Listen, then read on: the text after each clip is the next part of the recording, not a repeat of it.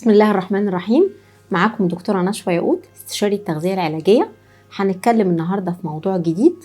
في عوامل خطورة بتزود لي من احتمال ارتفاع مستوى الكوليسترول في الدم للمستويات الغير صحية، زي اتباع أنظمة غذائية سيئة، زي إن نكون من عادتنا إن احنا ناكل أنواع اللحوم الدسمة أو مشتقات الحليب كامل الدسم أو الدهون المشبعة والزيوت المتحولة. ممكن كمان السمنة، إن مؤشر كتلة جسمي يكون أعلى من 30. احنا عارفين ان مؤشر الكتلة للجسم المسموح به وبيحافظ على صحتي يكون معدله من 18 ل 25. فوق 30 بيكون الجسم معرض لارتفاع مستوى الكوليسترول الضار، وبالتالي يكون معرض للإصابة بالأمراض. كمان قلة ممارسة الرياضة.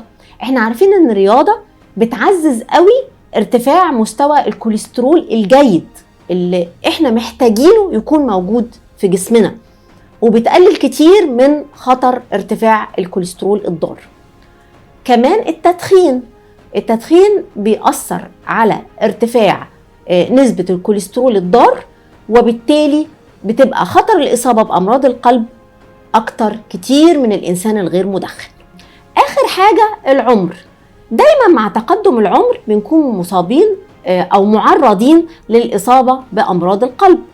للوقاية من ارتفاع نسبة الكوليسترول في الدم لازم ناخد أطعمة غنية بالمواد الصحية قليلة الدهون المشبعة، زي الفواكه، الخضروات، الحبوب الكاملة، الحد من الدهون الحيوانية، واستخدام الدهون المعتدلة الجيدة، الإقلاع عن التدخين، التخلص من عاداتنا السيئة، ممارسة الرياضة 30 دقيقة يوميا 5 أيام في الأسبوع، والتعامل مع الضغوط النفسية.